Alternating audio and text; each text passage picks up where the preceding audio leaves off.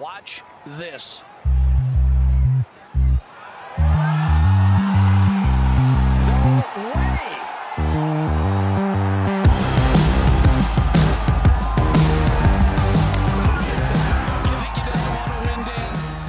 Hello and welcome back to the Cookie Jar Golf Podcast. I'm Tom Mills and today I'm joined by Cal Wing. Hello. And Bruce Fitzpatrick. Hello. Hello. Today we are lucky enough to get a fantastic guest on.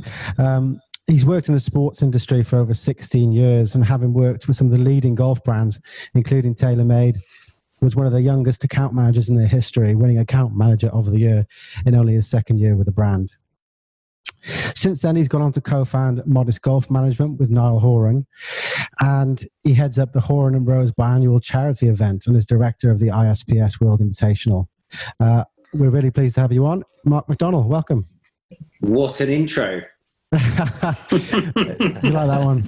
Yeah, I do. Yeah. I feel like I should step up on the first tee now. And Mark, how you doing? How are you passing the time during the lockdown? Yeah, I mean, thanks for having me on, and congratulations on all the great work you guys are doing. I love the podcast. I guess I'm in the same boat as everyone, really. I mean, if you'd have told me this was happening at Christmas, I wouldn't have believed you, right? But we're all kind of, I feel now everyone's sort of settled into this kind of unique life. We're all now leading with minimal contact with people. I'm trying to be as proactive as possible and talking to all our players every day. And, the guys and girls are trying to do what they can in their limited spaces, whether it be fitness, whether it be short game. So they're all kind of doing what they can. But, I guess first and foremost, it's just about keeping everybody healthy, sane and safe right now. That's all we can really do until we have more clarification of when the tours will be up and running again, and then we can get some sort of schedule to build the guys to go back out and compete again, you know. And how are the players faring? I mean, what are they doing? Are they? I imagine you've got completely different ethoses when it comes to the break. Are some of them working really hard and grinding away, or some of them just sort of chilling out? No, I think that a combination of everything, really. I think a lot of them are going to come out with quite dodgy haircuts because they all seem to be doing Guido Migliozzi, actually, just, I don't know if you saw on Instagram Live, just... I did see that, yeah. Yeah. So I think they're all going to come a bit less groomed than they're used to. But no, seriously, I think, it really probably shows a level of professionalism that these guys have, and it probably gives you an indication of how they have kind of achieved so much in the game, because they'll do what they can in limited spaces. They've got the guys who haven't got gyms at home are creating their own gyms. They're popping up practice nets. They're being as creative as they can, right? I mean, it's not ideal at all. No one wants to be in this situation, clearly, but I think all the guys, when speaking to them, they're just very fortunate to be safe and well, right? When you turn on the news and you see what's going on, it kind of probably puts everything into perspective. And we all love the game, and it provides a living for all of us. But at the same time, it's a game, and there's a much sort of serious picture going on, really. So. The guys and girls are kind of enjoying a little bit of downtime. They live their lives on the road all the time. They're just really trying to make the most of it. But I think as soon as it lifts and we can go back out, they'll be straight on that golf course as quickly as they can, as I'm sure we all will. Yeah. And is Tyrrell still playing a lot of video games? I know he's quite a keen gamer from having followed him on Instagram and. I think he's doing. I think putting in a solid 5 hours a day at the minute. So don't play him for money. But he is a massive gamer. He loves it. He plays online a lot. But no, Tyrrell's in a great spot. Obviously, for someone like Tyrrell, he was on such a high. His form was so great, having just obviously won the Arnold Palmer. It was quite a unexpected stop in his momentum, really, and his game was trending in a great way with some really big tournaments coming up. But obviously, it is what it is. And he's getting a lot of gaming in.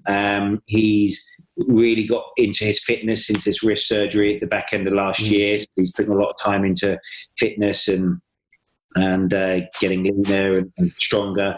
And I think spending a bit of time with his fiancée as well, which is always important, right? Absolutely. He certainly seems like the type of guy take it on the chin, and what will be sort of thing. Yeah, he is. I mean, we started working with Tyrrell. He signed with the business just coming up to 12 months ago. I cannot speak highly enough of Tyrrell. I think, as a golf fan myself, I love him. I think he's really got in a great space now with his attitude on the course and what have you, where for me, he is just so relatable. He's like every 14 handicap who goes out on the course, who thinks they can go to the yard and then don't understand how they miss the green. And I love that. Personally, I love that he's not too robotic.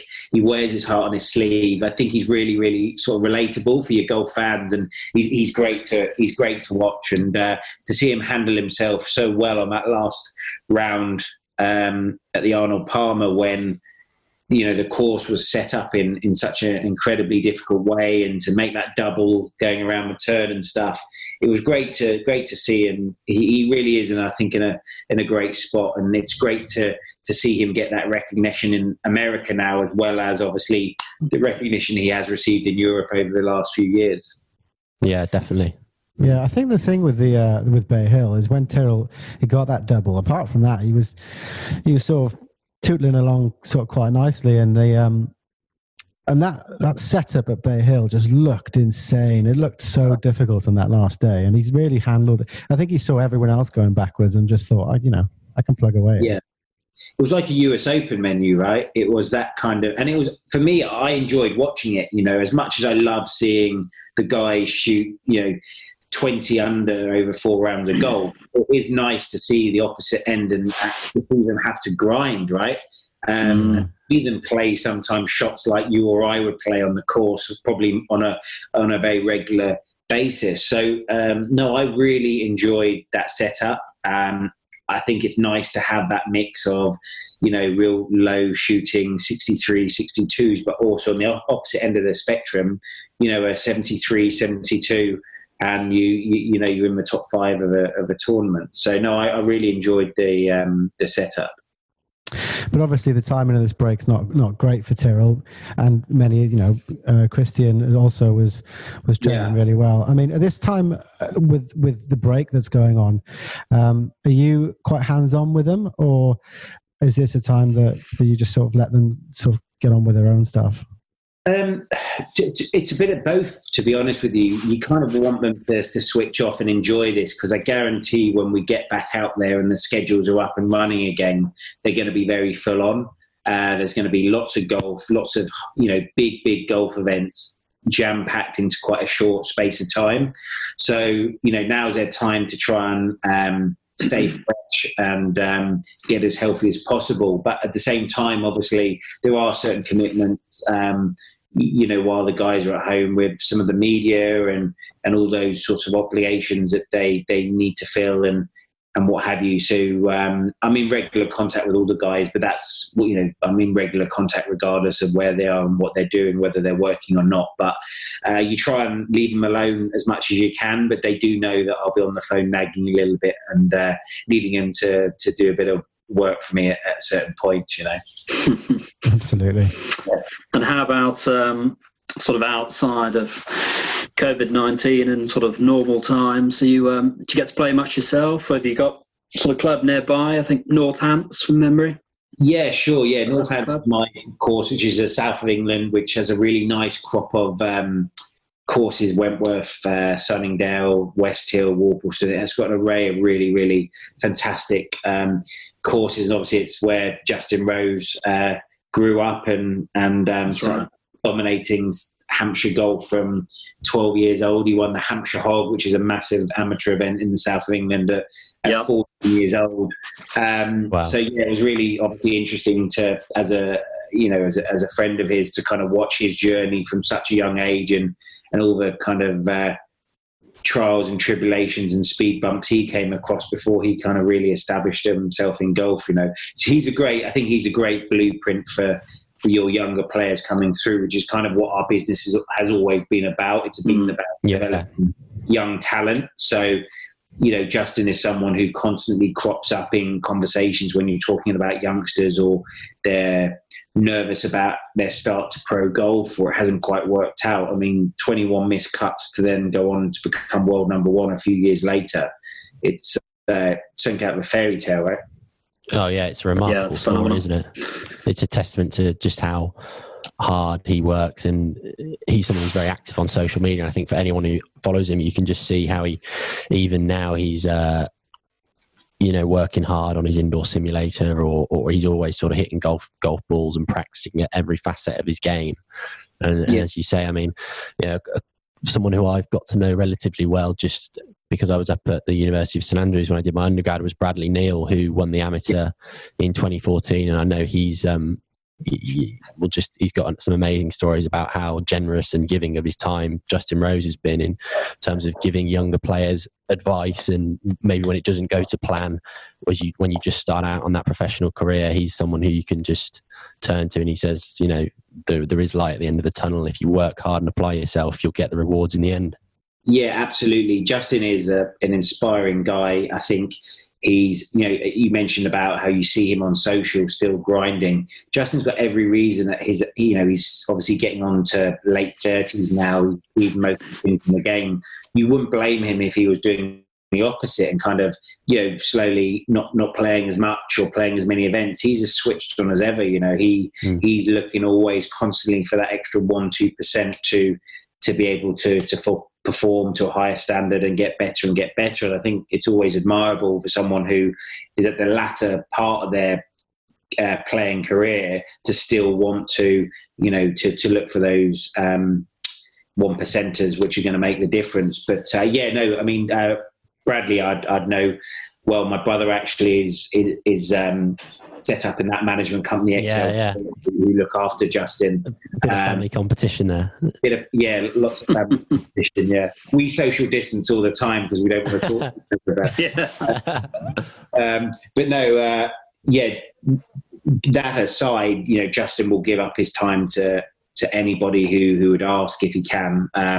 He's just resurrected the Telegraph series, a junior Telegraph series, which is a nationwide event to try and drive younger people in golf, and he's constantly doing as much as he can. Yeah, so he's an inspiring guy. He's great for the game, right, as well. He's Ryder Cup and Olympic hero.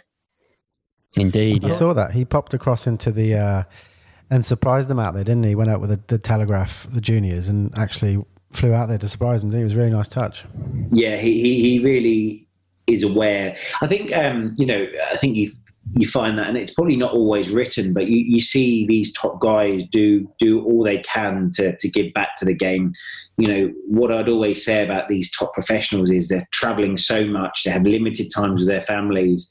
They have every reason to, when they're home, just be home and spend with their families, and no one will blame them. But they all do try as much as they can to give back to that next generation, which is important, I think, because it is a game which you constantly need to work at creating excitement and encouraging those kids to put down their Xboxes and to come out and to play golf and to drive those numbers. And I guess the guys at the very top of the game, your Justins, your Rorys and what have you, those are what the young guys are practicing in their gardens, wanting to be like. So anything from those guys to help generate more interest in the game is great for everybody. So just going back to the beginning in your case, in your journey in golf, could you perhaps talk our listeners through how you kind of got into golf and how you got started? I know Tom mentioned briefly that you were an account manager at TaylorMade to begin with. Yeah, so I, from a young age, never had aspirations to be a professional golfer. I just knew, I think it was probably a combination of being reasonably sensible about my ability in the game, also growing up at the same golf course as Justin and being a friend and seeing, for example, when he turned professional and missed 21 cuts, at that age I was probably 13. So that was probably an age where, you know, a lot of young guys are maybe considering, oh, that's maybe a career I want. Seeing how good he was and missing 21 missed cuts, I knew I was so far away from being anywhere near that. Well, I kind of started out in golf, never ever aspiring to be a professional golfer. I just wanted a career in golf.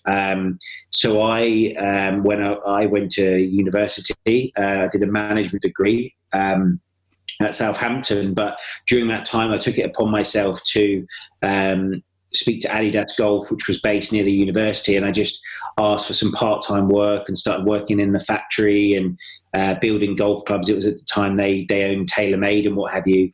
Just being a general kind of warehouse worker. But what that did was it allowed me the opportunity to meet people in golf. And when I finished my degree, there were no current jobs at TaylorMade or Adidas, but somebody who I met there had moved across to Cleveland Golf, who had been bought by Shricton. So I got an opportunity there.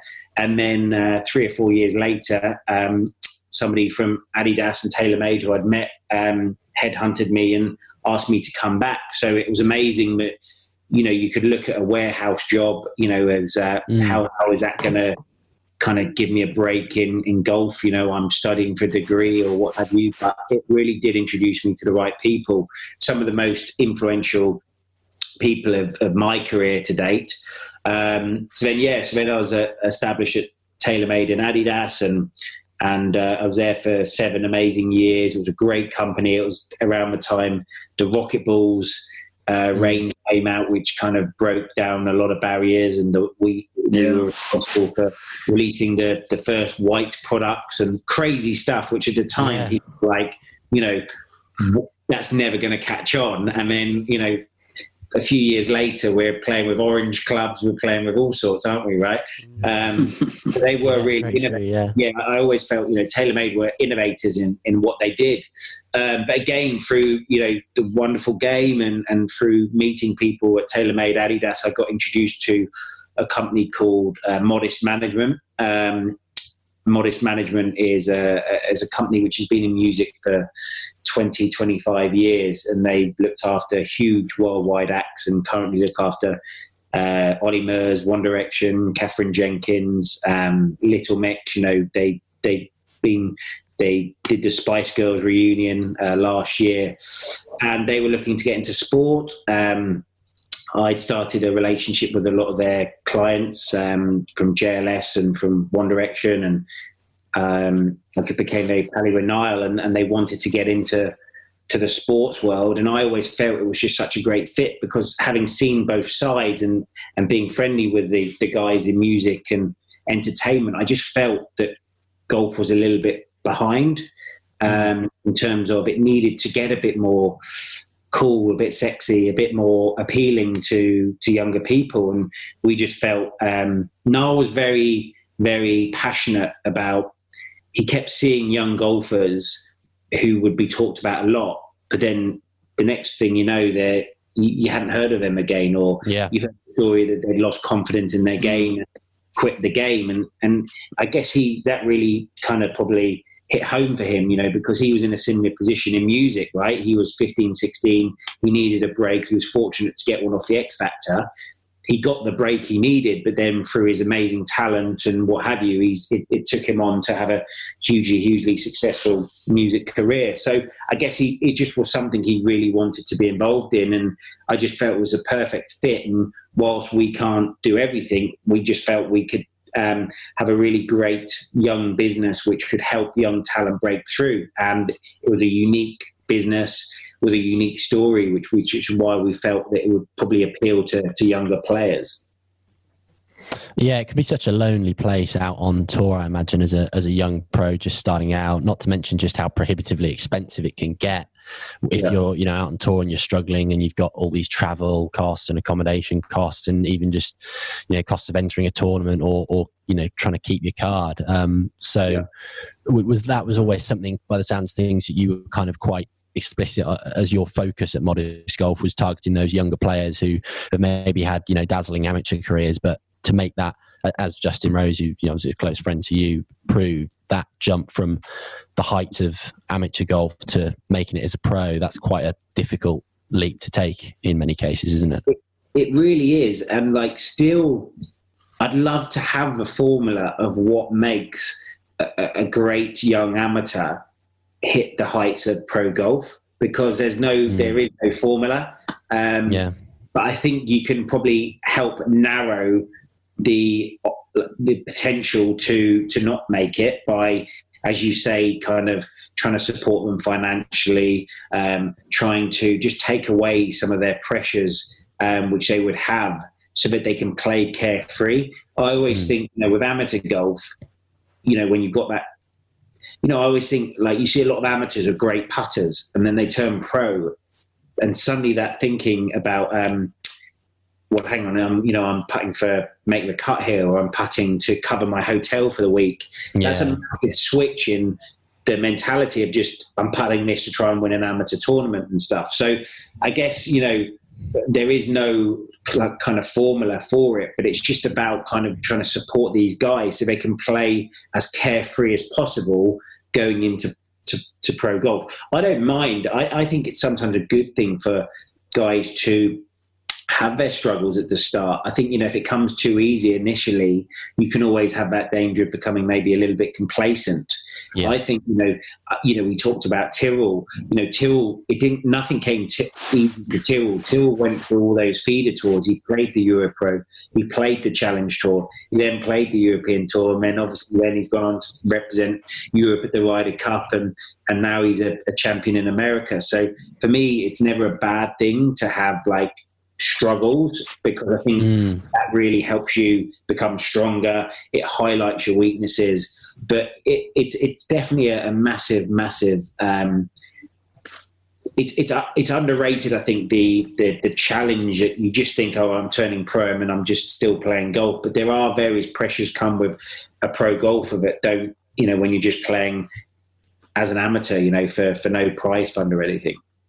Yeah, I think maybe people, especially young kids, and a lot of people of my generation be guilty of it, seeing someone like Tiger Woods and Rory McIlroy just have completely smooth ascents to the top of the game from good amateur careers and dominating there. You actually realise now, looking at it kind of in the round, that's really the exception rather than the rule. The vast majority of people will go and play Walker Cup and play and win some big amateur events, but then will struggle to make that transition. There is a kind of a learning curve, as it were, that you've got to go through to compete at the highest level on the professional tour. Yeah, absolutely. There is no route. As you say, you've got your Tigers and your Rorys, and then you see some of the amazing college kids who break through pretty easily. Your Matt Wolfs and people like that. But there is no set way. But I think it's fantastic to see when the likes of, I use Guido Migliozzi, our young Italian, as an example. He didn't have an easy start to his pro career. Played a bit on the Alps Tour, played a bit on the Challenge Tour with not a huge amount of success. But when we started to talk to him, the one thing we kept hearing was, when he's in a position to win, he can win. And he proved that, right? He went to tour school, got his card, and won twice in his first year on the European Tour. So for me, what that shows is that the margins are getting smaller and smaller between the tours and the European Tour, because some of these younger guys, when they do get through and do break that barrier, they can win. They're not afraid of winning. These young guys coming through now, they're fearless, So as the best way of identifying young talent, having to spend quite a lot of time sort of scouting maybe the amateur circuits, or the Alps Tour, Challenge Tour, or for me, it's one of the most fun part of the jobs, because to constantly look for that next talent and what have you, and you're definitely looking more than just at the scoreboard. For us, definitely we look at attitude. How that particular golfer handles himself, try and speak to people in their circle and people who know them. We really do try and find out a lot more than just what they what they score. And I think that probably, we talk about Guido, he would probably be a prime example of that. We heard a lot of great things about him, that this fearless nature he has and stuff like that. And obviously he's gone to prove us right on that occasion. But yeah, it's a real fun part. We've got a team which is growing now, and we're constantly looking at the amateurs coming through, and it's a real fun part of the job, to see, who is coming through and seeing how they may do if you secure their signature, how they go on to do, right? And I guess on that note, do you find it quite competitive between other management companies? Sort of, do you find that there's 3 or 4 of you chasing after one player, or?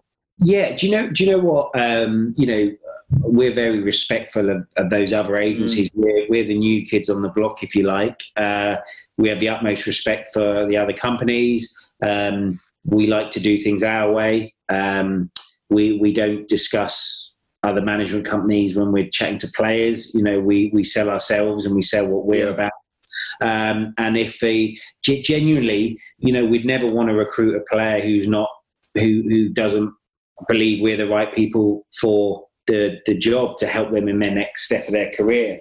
So yeah, of course, I think you'd worry if you were if you were after a player who was a really great player, you'd probably worry a little bit if no one else had heard of him or people weren't after him. That's a compliment to the player and obviously what they've obviously done in their career to date. But we just try and focus on what we can control, and we feel we have a good story behind us, and if a player feels we're the right guys to take them to help them with their next step, then we're all too delighted. There's no big scraps on the practice ground or anything like that, no. And do you find you spend more time on the amateur circuit than you do on the Pro Tour?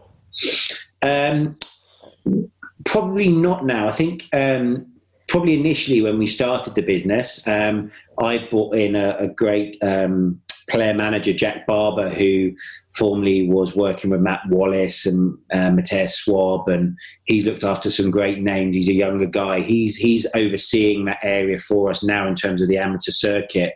I'd like to think now our name is out there in golf more now, so certainly we're getting more people approach us about our brand and our story. Our business will always be about developing talent. That's our bread and butter, and absolutely we'll always invest in being at amateur events, being at the sort of feeder tour events where we can. We've got some really exciting stuff I think going to happen next year on some of the developmental tours. My time is probably split 70-30. I would spend more time now on the main tours because that's obviously where our players are sort of trending towards. But we'll never, ever turn our back on what our company is about, and that's developing talent. And we'll always have that conveyor belt of talent hopefully coming through with the business. On that point, how do you typically, I know it's very, very broad sort of open question, but what are the sort of things you look for when you're trying to identify that young talent? Is it a case of maybe, looking at the news coming out of these national golf unions and maybe representative honours or how they've done in their kind of national amateur events? Is it maybe a case of, there are top swing coaches out there who might be coaching one of your more established players and will say, I've got a really good young amateur coming up as well? Are there a lot of different areas you'll maybe look to try and identify those up and coming talents? Yeah, I think what you said there, it's a little bit of everything. Right. You do your research, you do look at your world amateur rankings, you do listen to coaches who maybe is looking after one of your players who may have another young player coming through and stuff. So there's a number of different ways you would look to sign talent. But for us, it's all about attitude and work ethic. I think if these guys have, great talent, but their attitude's right and their work ethic is second to none, I think that's a really, really powerful combination. And that's something we're big into. But yeah, I mean, it's amazing because, as I say, there's no real formula as such. You know, you look at your Ian Poulters, you look at, you know, there are many ways to make it. You know, absolutely, you've got your Rorys and your Tigers who have that, what appears to be, I'm sure they've all had their challenges, you know, in their careers early on as well, to some degree, but it's quite seamless journeys in golf. But then you have got other guys who maybe develop a little bit later, you know, do have their struggles, who maybe go under the radar a little bit as well. So, you know, Matt Wallace, he played Euro Pro for a long time. You know, he probably broke through, I don't know exactly his age, but I think it was 25, 26 when he had his proper breakthrough on the European Tour, which would be seen now to be quite a developer.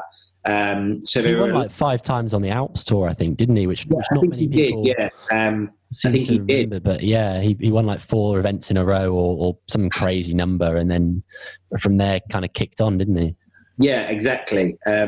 So yeah, he was probably, so I guess my point was that, you know, there are loads of different ways of kind of finding your way in the pro game, but yes, certainly research will take you so far. I mean, it's definitely about meeting that particular player and getting a feel for what they're about, and if their goals align with what we want, you know. We had quite a strong opinion on how we feel we can help take that player and support them a bit. So I guess it's, you know, just making sure those marry up really. And you mentioned earlier on that you're now pretty established in the industry. How did you manage to establish yourself so quickly? And what are the differences in working for yourself compared to working for a big company like TaylorMade Adidas? So I guess if I'm being completely honest, I think we're probably a bit ahead of schedule. You know, you really are. Our business is based on our talent. Simple, you know, good talent and what have you is everything that Modest Golf is about. And without that, we're nothing. We were fortunate to make some good decisions, find players who really bought into our vision, because they did have to initially, because essentially we were a new company with an entertainment background. Obviously, Niall Horan being attached to the business created an excitement, but you still needed to prove your stripes and show your credibility, right? So we were fortunate to have some really good young players buy into what we're about, buy into working hard and us helping create opportunities. And I guess it's kind of snowballed from there. But I mean, the first 2 years of the business, you know, we didn't have any European Tour players. We didn't have players on any of the biggest tours. It was definitely it was, I wouldn't say a struggle, but it was a longish process. And then obviously the last 18 months have been fantastic. You know, we've had 10 worldwide wins and a win in the America, and obviously the European Tour wins. And the stable has, I guess, as a business grows and generated more excitement, it created more exciting opportunities. I think it also, for me, I feel it inspired a few of the players. You know, there's definitely something about one of your players winning, and then that maybe inspires someone else, and it really sort of snowballed from there, really. So we're kind of delighted to be where we're at. In terms of working for TaylorMade Adidas, you know, that is an incredible company, and I think any young people listening to this who want to break into the golf industry, I think those sorts of companies are great places to start. You know, as I say, get any kind of job they have going, whatever it's doing. You know, I mean, the tour team, which, you know, lots of great players who want to maybe work with the golf professionals. The tour team for TaylorMade, for example, these are guys who started off at the very bottom at TaylorMade. Now they travel around the world fitting some of the best golfers in the world. You know, incredible jobs, which I know lots of people would aspire to want to be involved in. So companies like your TaylorMade and your Titleis's and all that kind of stuff, they're fantastic businesses to associate yourself with. They're obviously global companies. Modest Golf is a very boutique agency, and it's obviously a different way of working. With our business, we can be more kind of we can change things easier. There's less of a hierarchy to have to go through to make decisions. We can really mould our culture and where we want to take it and stuff, really. But yeah, I absolutely loved every moment of working for those guys, and they're exciting brands to work for. If you're a golf fan, I mean, you boys all said earlier you're great golfers. If I gave you the keys to the tour truck, tour room, you wouldn't leave, and if you did, you'd leave with a bag of stuff on your arm. There, literally, it's golfing heaven for you golf fans, right? Cal would eat his dinner in there, probably knowing him and his his lust. Oh yeah, I'm. Well, I wouldn't say a fiddler. That sounds wrong, but yeah, certainly like to tinker with clubs and regrepping and whatever else. And oh, really? Yeah, it's all a bit of fun. You'll have to join us at an event. I don't know which event, depending on your schedules. When we get back out there, you guys have to come and come on one of the trucks and see how it's done. Oh, that's very kind. Do not let Cal in. He will not leave. I think we'd snap your hand off. Absolutely. Kind of looked to me like we could get all the gear but no idea kind of vibe, right? So yeah, have that pasted on the grip in big letters. That'd be good. Yeah. Chris Trott, I think he's one of the guys who's posts a lot for TaylorMade on Instagram, and he puts up some beautiful looking clubs on a pretty regular basis, and he's quite involved, I think, with fitting the best players in the world who TaylorMade seem to have all of them at the moment. It's Chris Trott's an amazing guy. I've known Chris for 10, 12 years, and it kind of goes back to my point about, young people who do want to break into the golf world and the golf industry. By doing those jobs initially, which aren't maybe the most glamorous, you meet so many people. When I was in the factory, when I was at university, Chris Trott had just started out on tour for TaylorMade. 12 years on, I'm speaking to him now about a contract or this or that or with a brand. So, it is an industry, I think, when people go into, they tend to stay in it because, you get up every day and you get to talk about golf, right? Which, as if you're a sports fan and stuff, you're in a really, really lucky position that you can call that your job. So, Chris is a great guy. I love what he's doing with, going back to the whole thing about having golf needs to evolve. I think influencers and guys like yourself doing podcasts, all things which can generate excitement away from the actual golfers themselves, and increase the number of people listening. For me, this is how younger people now digest their information. So what Chris has done with that whole trotty golf and what have you is great. And I think any golf nut just loves to see the behind the scenes content and what these guys do with the best players in the world to get them to perform to such a high standard. Definitely. In terms of back to Modest, in terms of your sort of day to day, a day in the life, and sort of running schedules and brand sponsorships and what have you, what would a day consist of? Genuinely, without swerving the question, every day is different. No 2 days are the same. I guess like how I always describe it is what we try and do for the player is all we really want them to do is hit good golf shots. So if they hit the good golf shots and take care of that, then we try and take away everything else away from them. And it can be, contract negotiations. It can be schedule planning. I was in Dubai with Connor Simon, Ewan Ferguson. I ended up in the hotel ironing their golf shirts for them. Wow. So the array of what can fall under a player manager and all that kind of stuff is pretty wide. But there's no real 2 days which are the same. But certainly I'm very privileged and lucky and to work in something which I love, and obviously traveling the world and attending some of the best events in the world is a great line of work to be in, as a golf fan, which I have been since I was 5, 6 when my dad introduced me to the game. Absolutely. What's it like having Niall on board, from the beginning with Modest? I bet he brings some pretty brilliant insights, albeit from a very different industry that he's achieved a lot of fame and success in, he must be pretty, accustomed to all the pressures, the external pressures of fans and sponsorship arrangements and that kind of thing. Is he quite a calming influence and someone that a lot of your younger players who are just starting out can get a lot of sort of benefit from chatting to him, and how you manage the different things that go into being a professional golfer? Yeah, sure. For me personally, you mentioned earlier, I was having a good career with TaylorMade and Adidas. I was in a good position for a company I loved. So I certainly wouldn't have made that move unless I was 100% confident in Niall and his vision and his commitment to it. Niall's a great guy. He's very clean living. He loves golf and a few pints away from his day-to-day job. That's his love. He loves golfing and he loves having a few pints with the boys.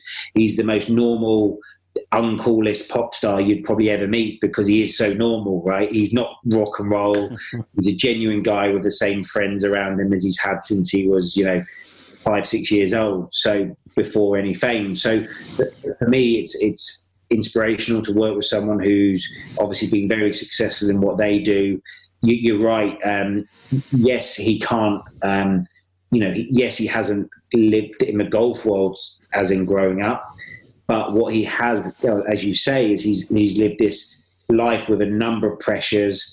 Earning money very young.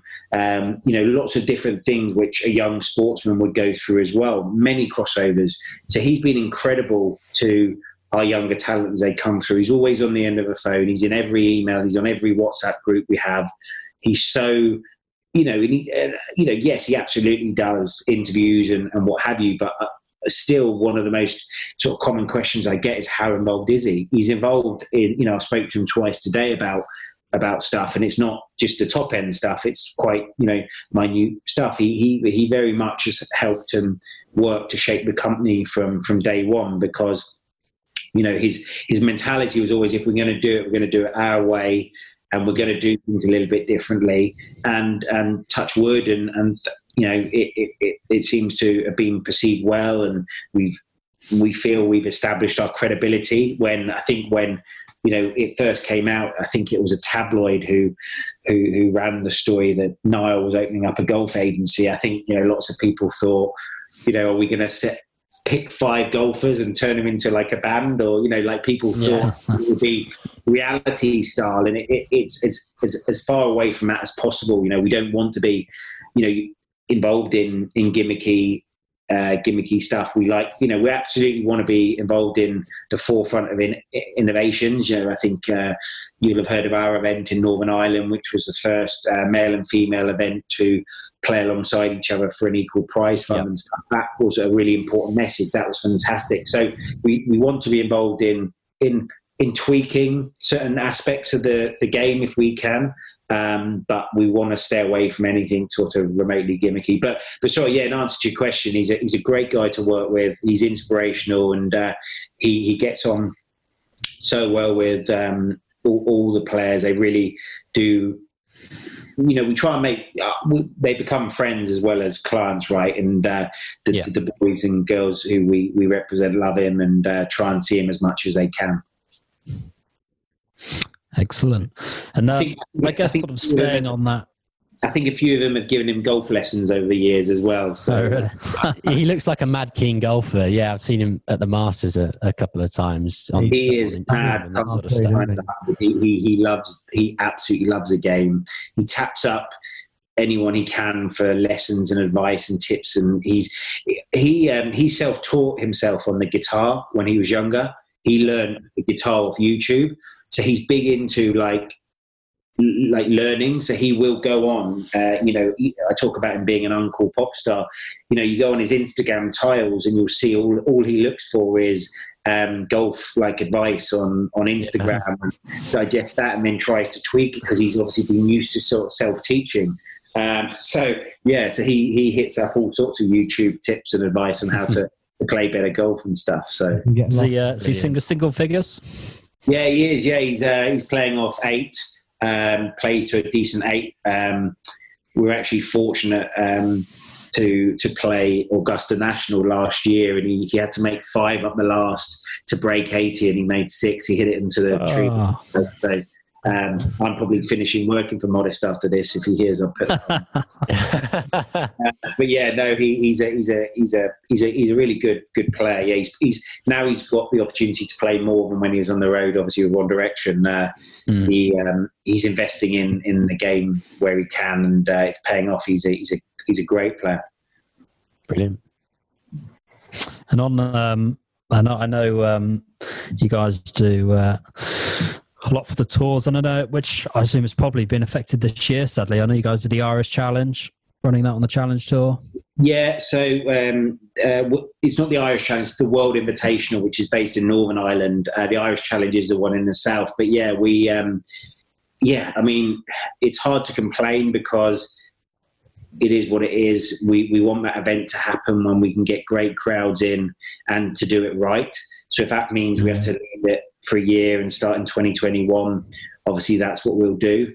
But yeah, the whole schedule and what have you has been turned on its head, really. And I'm just grateful. I think now we're starting to hear news stories. Obviously, the Masters is returning in November. 3 of the 4 majors have survived, and hopefully, all being well, we'll play Ryder Cup. Fingers crossed. So, I think once we get through this period, the golf fans are the winners, right? Because they're going to have so much incredible live sport to digest from August, September time onwards. Yeah. And I think there's lots of questions to still be answered on world rankings and FedEx points, all that kind of stuff. But I think everyone's just trying to play catch up at the moment. So I think the important thing is to just try and get live sport up and running again as soon as it's safe to do so, and nobody's being put at risk from that, because obviously there is a much bigger picture going on. But I think whilst our event will be pushed to 2021, I think that's a small sacrifice to get things back up and running. And as I say, modest hat off to be able to think in September we're going to have all these great tournaments to watch, and the Masters in November. I mean, that's going to be so strange but cool and exciting to kind of see how that's played, right? Absolutely. And you also run the Rose and Horan biannual event, don't you? Are you still hoping that that's going to go ahead in September?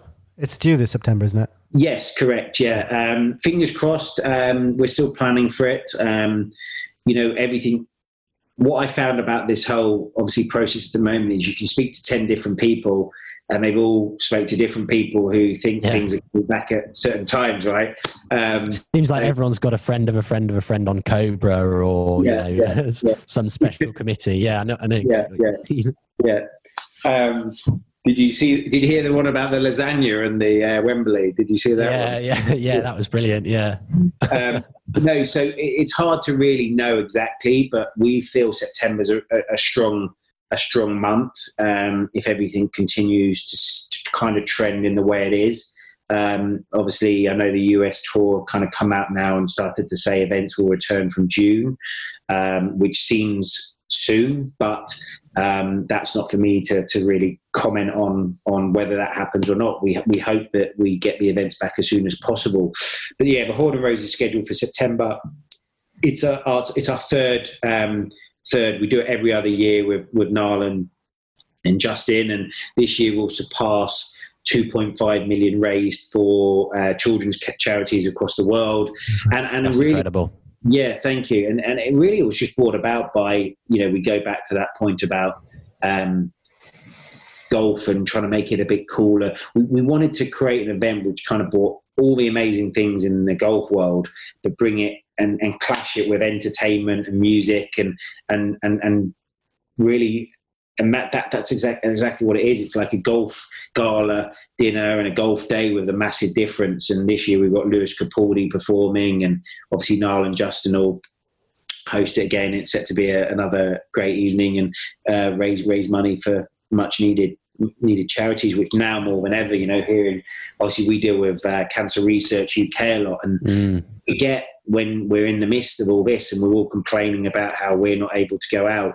These charities have pretty much had the tap switched off. People 5K park runs for charity, or they can't do marathons. You know, the marathons have all been cancelled, and you forget really. You know, it's easy to forget about how people like that are just completely affected by this. So I think it'll be more than ever a really, really special, you know, event to be a part of.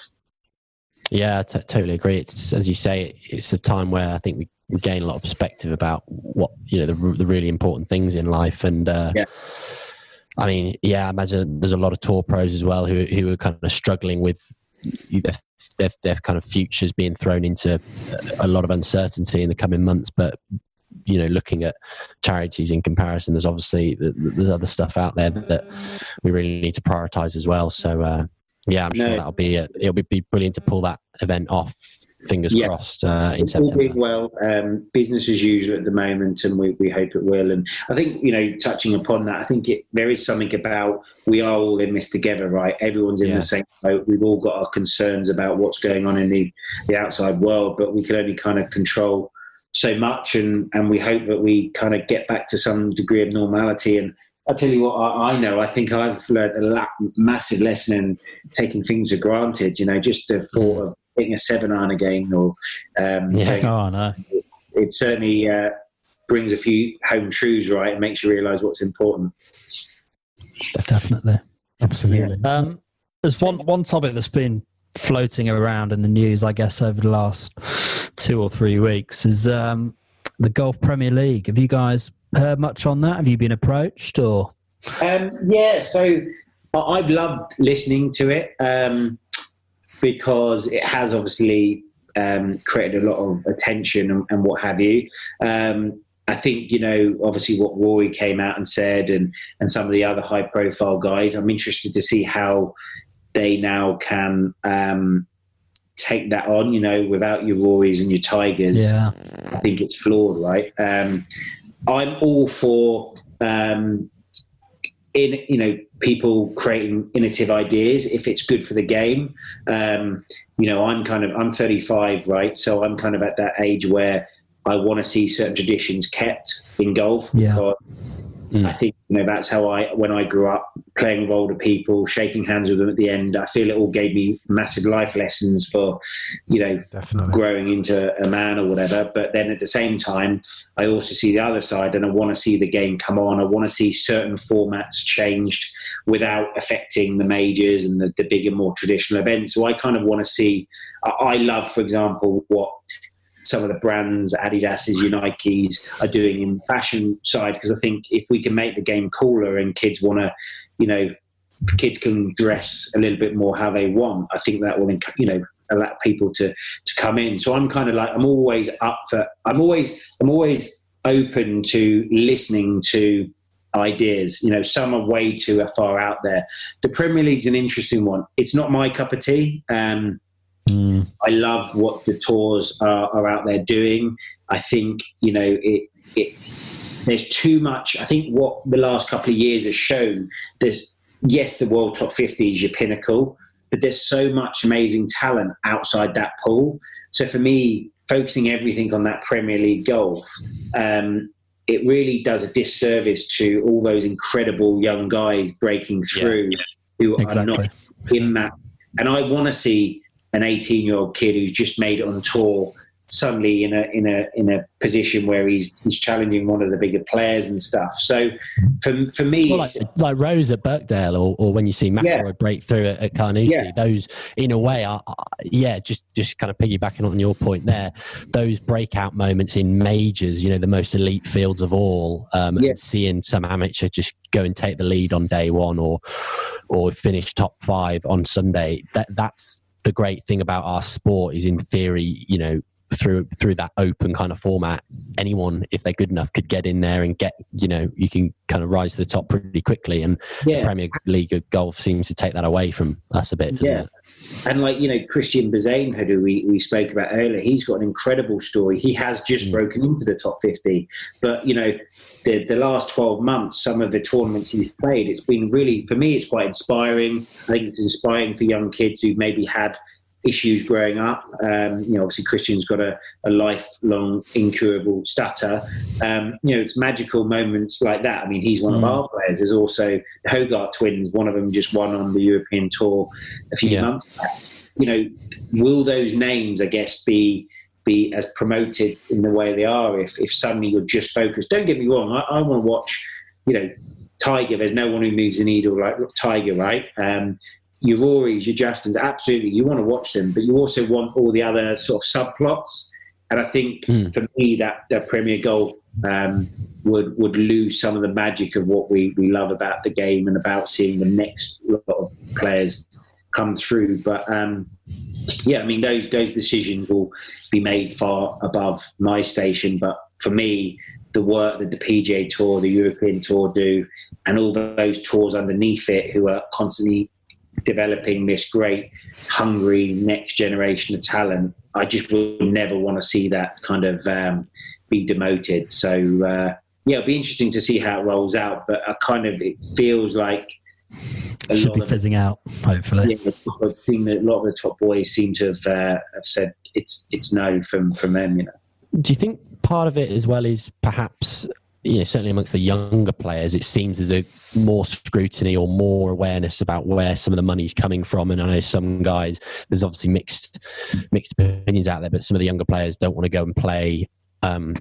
in Saudi, or they don't want to play in Turkey. And if things like that are really sensitive, if they're not sure where the money's coming from with the PGL, that might be another sort of spanner in the works, or another issue that they've got to kind of take into account. Yeah, and I'm sure, and I think if you look at the top guys, they are in a position where they can sort of pick and choose through obviously great careers. They can pick and choose where they play, so they really have an opportunity to really make statements if they don't want. It is harder for some of the younger guys. If you're a player who's just broken through onto the European Tour and you've got an opportunity to play in a country where maybe you don't agree with some of the cultural choices that country's making, but young player and it's a good purse and a good week there could potentially secure your card, it is a dilemma for them, and it's a no-brainer almost. And so it is difficult, and they're not fortunate like some of the best players in the world to skip that week and then you can go and play for X amount the next week. So it is difficult, and it's unfortunate that I guess that has to be talked about for a golf tournament, but I understand completely why. But it's hard for the younger players. You look at the ladies' game. There's an event in Saudi which the ladies have, and they've had so lack of events over the last couple of years. It's a real difficult one for them to turn their nose down to play anywhere. They'd fly to the Arctic to play if they had to. They just want to play golf. They want to share their talent. They want to win tournaments, and it's a really, really tricky one, and it's difficult to really comment on, because obviously everyone has their own morals and what have you. For me, I can't judge. It really is down to a personal opinion on a player if they want to play in a country which they don't agree with some of the stuff going on there. It's an interesting talking point, that's for sure. Absolutely. Just changing tack a little bit, if you'd allow us one more topic of your time, since you've been very generous so far.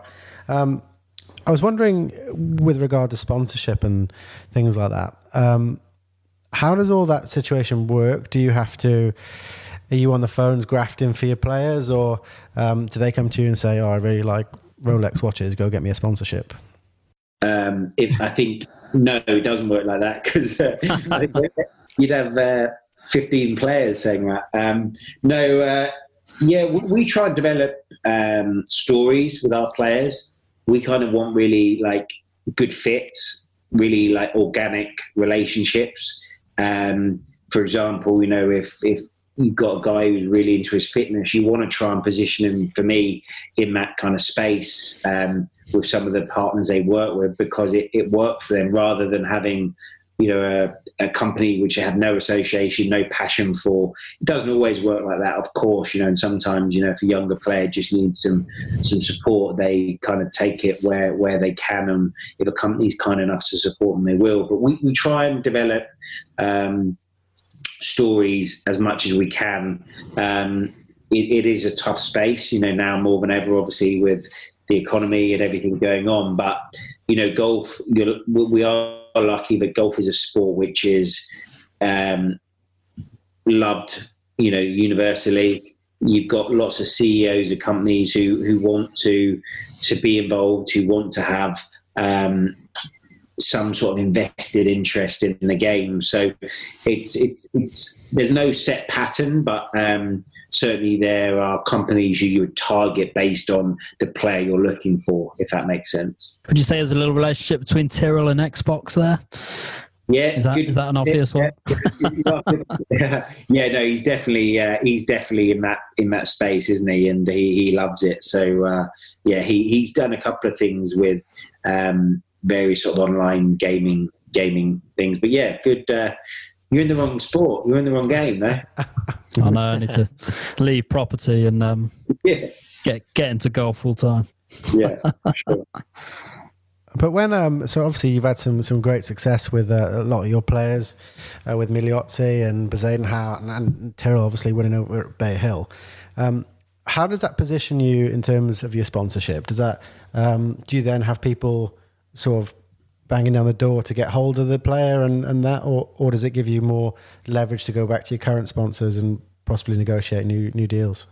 I think, profile is always good, right? If an athlete in any sport is performing to a high level, it creates more interest. Talking to someone like Till, he's fiercely loyal to the companies who've supported him from the start.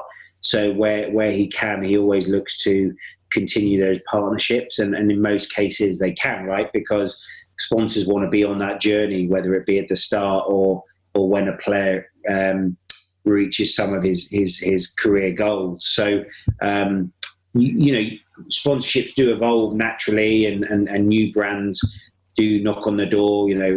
Of course, some of the bigger brands, they all want to be associated with success, right? So the kind of the golf does the talking, as we can do our jobs to the best we can, but there's nothing stronger than a player in any sport performing to a high level, and if they do, then their opportunities and their rewards tend to always come. Excellent. Well, I think to wrap it up, what's the first thing you're going to do when you can leave the house, when it's all over? Hit a 7-iron with this hand, have a drink with my friends with this hand. When we're first allowed out of the house. Yeah. That's got to be. It's probably going to be golf course, isn't it? It's going to be a golf course followed by a few drinks with the boys in the clubhouse after. Isn't Definitely. That perfect? I think we'll be doing the same. Popular choice there, I think. Sounds awesome. Definitely, and hopefully there's. I really hope that there's going to be I'm really hoping there's going to be a spike in the game once we return back to normal. The summer months, hopefully we'll still be here. And I think, people are desperate to play. And when you deny people stuff, it makes it want it more, right? So I'm really hoping that once everyone gets out of this safely, that there's a real kind of spike again in the game of golf, and we can all get out there and play and watch on the TV all this amazing sport which we've got coming up. But Mark, you've been incredibly generous with your time, and your story and everything has been so interesting, and how you got into it. And we want to really just thank you for coming on. No, thank you. And as I say, keep up the great work. I love what you guys are doing. And you're welcome to come to an event. Unfortunately, the Masters, actually, there's no tickets for that one. But if you want to come to the ones in England, we'd love to have you an event sometime soon. And keep up the great work. We wish you all the best for the remainder of the season, and whenever that may be, and it kicks off again. And you guys are doing a great thing, and keep it up, keep it going. Thanks so much, and we'll see you guys soon. Hopefully, we're coming back on in a few months with some wins or some great stories to tell you. Brilliant. Thanks, Mark. Thanks for your time. Thanks, Mark. Appreciate Cheers for that. coming along. Stay safe. Cheers. Bye bye. Stay safe. Cheers. Watch this.